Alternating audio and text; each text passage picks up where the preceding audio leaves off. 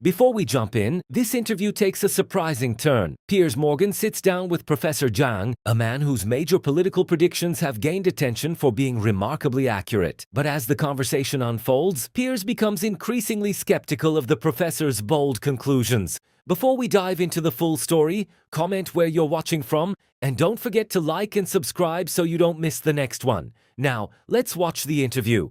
Is a game theorist, best known for his popular Predictive History YouTube channel, where he applies his systems of analysis to the past in order to predict the future. Back in 2024, he predicted that Trump would win the presidency, that Trump would go to war with Iran, and that the US would lose that war. This has sparked a flurry of interest in both his work and his rather colourful adjacent opinions. Professor Jiang joins me now. Professor Jiang, thank you very much indeed for joining me on Uncensored. Hi, Piers. Let me start with these three big predictions, because you've been proven obviously completely right about two of them, and the third one is now unfurling before our eyes.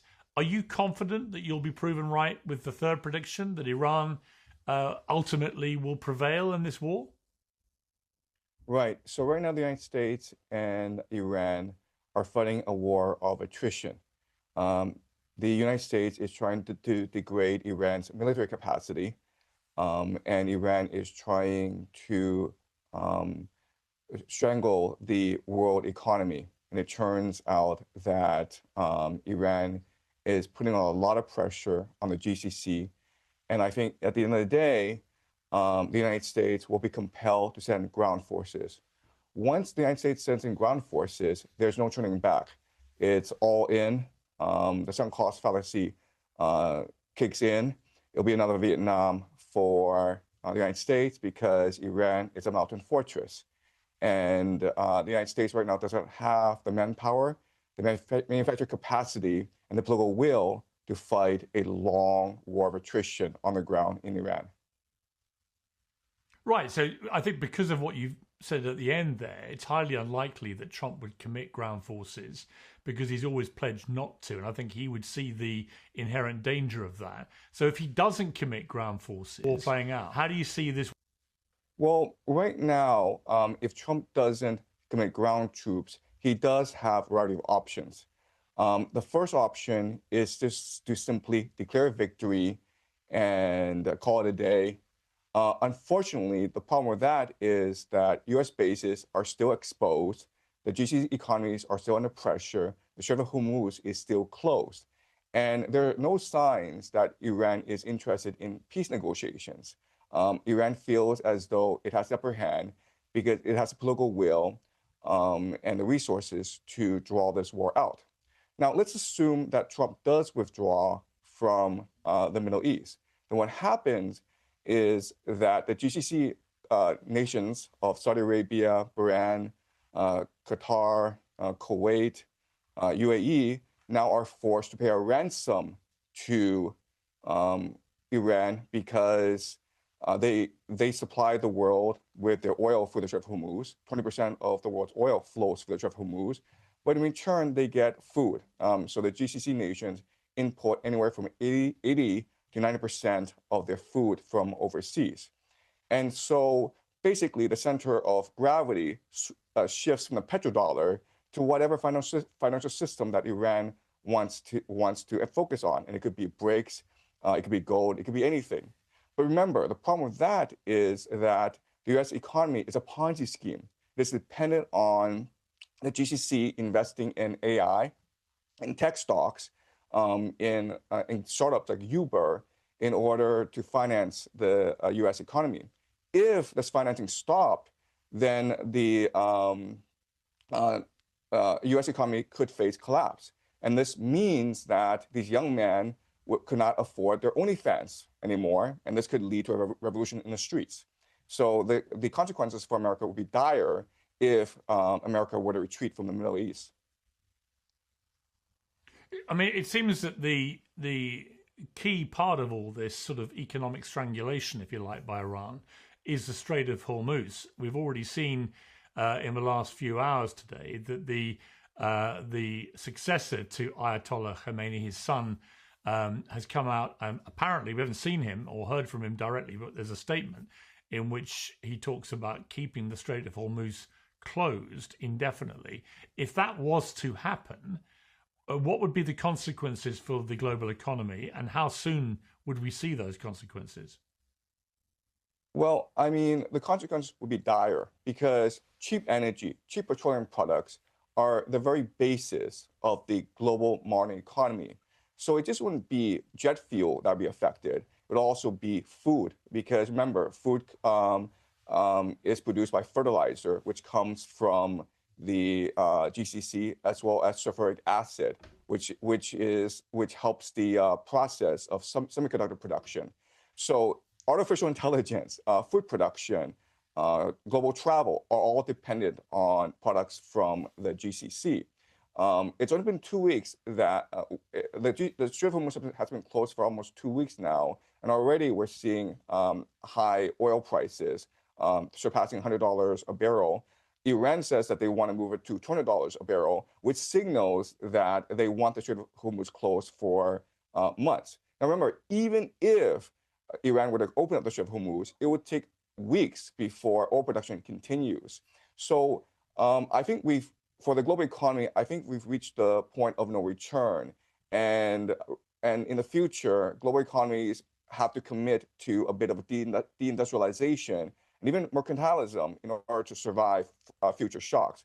So if you go to Southeast Asia, Vietnam and Thailand have already ordered the government workers to work from home in order to save fuel.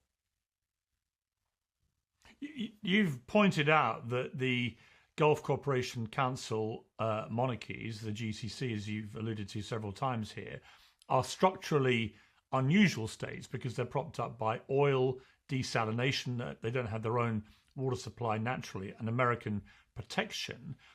You say correctly, they were built in open desert with no food security, as you said, 80% imported, no water security, the desalination dependency, no geographic defenses, they're flat, exposed terrain, no demographic cohesion. In places like Dubai, for example, 90% of the population are expats, and no independent security architecture reliant on the US, who have bases obviously in many of the states there. If you put all this together, is what's happening now in terms of the tactics that Iran are deploying, including the threats to desalination, but also targeting, obviously, targeted hotels and airports and so on, going to the heart of what the states there would like to see as the future of their economy, which is tourism, sport, entertainment, clearly designed to scare people away from that. Is this now representing an existential threat, do you think, to the business model of the GCC states going forward? Right. So the most vulnerable city and often the most glamorous city in the GCC is Dubai. And for many years, Dubai has been very successful in cultivating an image as the new city of London, as the new Hong Kong of the Middle East. And thousands of these millionaires flock to Dubai for the glamorous lifestyle as well as the tax-free aspect of the city. But the reality is that this was all premised on global peace, on Pax Americana, on the capacity of America to project power all around the world and provide security guarantees to the GCC. Now this aura of inevitability and invincibility of American empire has been shattered. And once an illusion is shattered, there's actually no coming back from this. And that's what people don't really appreciate about this war. This war is not just directed at Israel. This war is not directed just at the GCC and the illusion of American empire. This war is directed at American empire itself. And what people don't appreciate is the eschatological aspects of this war, in that Iran sees a moral duty, a moral imperative from God to destroy the great Satan, which is the American empire. And the basis of the American empire, of course, is the global economy. Right. At the heart and the head of the American economy is the President of the United States. You've argued that Trump is not the most powerful person in America, and you've inferred that actually the real power base is Israel. Explain that. Right. So I actually don't say the real power base is Israel. What I say is that the real power base are a collection of secret societies that have an eschatological view of this war. And these secret societies include the Freemasons, which are now called the Rosicrucians and the Knights Templars. They include Jewish organizations called the Sephardim Frankists, who are embedded in religious movements called Shabbat Lubavitch. And then you have the Jesuits. You have a collection of secret societies. And they believe that a war in the Middle East would start a process that would culminate in the end times and the return of Jesus, the arrival of the Jewish Messiah, the building of a one world government. They have different eschatologies, but a lot of their time frames do align. So where they converge is that there has to be a war in the Middle East to kick things off. This war in the Middle East will lead to the defeat of the American Empire, and this will lead to the culmination of the Greater Israel Project, where Israel is able to control the Middle East from the Nile to the Euphrates. Once the Greater Israel Project is in place, it will transform into the Pax Judaica, which is an AI surveillance state. This will eventually lead to the war of Gog and Magog, the destruction of the Al-Aqsa Mosque and the building of the Third Temple, the return of the Jewish diaspora to Jerusalem, and the arrival of the Jewish Messiah or the Antichrist. So they have the script scripted out. And unfortunately, a lot of world events are conforming to this script. Right. I mean, a lot of people say a lot of what you've just said is a load of fantastical baloney and driven by anti-Semitic tropes. What do you say to that? Look, I completely sympathize with this argument. 5 years ago, I would have said the same thing about this sort of argument and thinking. So what I do is predictive modeling, okay? Meaning that I'm going to throw some theories out there. And then based on these theories, I'm going to extrapolate into the future and see what the predictions are. If these predictions are correct, then my theories ought to have some legitimacy. Now, when I teach, I don't engage in historical analysis. I engage in speculative analysis. And so in 2024, 2 years ago, I did say that this war in Iran would happen, and I provided a lot of my analysis. And a part of my analysis that's very important is the eschatological analysis, meaning that Christian Zionists control the United States. There's a preacher called John Hagee who runs an organization called Christians United for Israel, which has about 7 million members.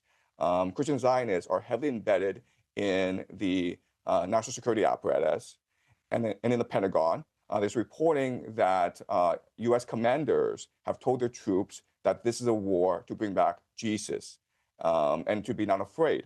So that's my argument. Like, I don't want to believe this, but because this war in Iran is happening, I'm forced to conclude that some of my speculative analysis has validity. Otherwise, well, I think to be honest, I think the word speculation doesn't quite do it justice. I mean, look, there's no doubt your predictions so far have been proven to be uncannily accurate in relation to Trump winning and then going to war with Iran. But I think the idea that this is all part of a plot to bring back Jesus Christ, look, there might be some people out there that carry such a phrase. I think it's highly unlikely, unless any evidence emerges to the contrary, that they are current commanders in the United States military. But Professor Jiang, you have a big following. Lots of people are interested in your predictive analysis. And it's good to have you on Uncensored. Thank you very much. Now, I want to hear what you think because this interview really stood out to me. Was it just me, or did it feel like Piers Morgan dismissed Professor Jiang's arguments before seriously engaging with them? Leave your opinion in the comments because I think reasonable people can disagree here. To me, though, the tone shifted from challenging a guest's ideas to brushing them aside. There's nothing wrong with asking tough questions, that's part of a good interview, but there's a difference between testing someone's claims and appearing to write them off entirely. What makes this exchange so interesting is that Professor Jiang has built a large audience by making bold predictions and explaining the reasoning behind them. Whether you agree with his conclusions or not, many people follow his work because they find his analytical approach thought-provoking. That alone makes his perspective worth examining carefully. I was also surprised by the direction Piers chose to take near the end of the conversation. Instead of focusing on the strengths and weaknesses of the analysis itself, the discussion shifted toward whether some of the broader claims should be viewed with skepticism. That's a fair topic to raise, but it also changed the tone of the interview quite dramatically. As for why Piers responded the way he did, there are several possible explanations. It could simply be that he strongly disagreed with the professor's conclusions and wanted to challenge them. It could also be that he believed some of the claims required much stronger evidence before they should be accepted. Whatever the reason, it definitely made for a tense ending. The bigger question is whether Professor Jiang's prediction about the conflict will ultimately prove accurate. That's something only time can answer. Political and military conflicts are incredibly complex, and outcomes rarely unfold exactly as anyone expects. So now it's over to you. Did Piers Morgan ask the hard questions that any interviewer should ask, or did he cross the line into being unnecessarily dismissive? Share your thoughts in the comments. I genuinely want to know where you stand on this debate. And if you enjoyed this breakdown, don't forget to leave a like, subscribe for more political analysis, and I'll see you in the next one.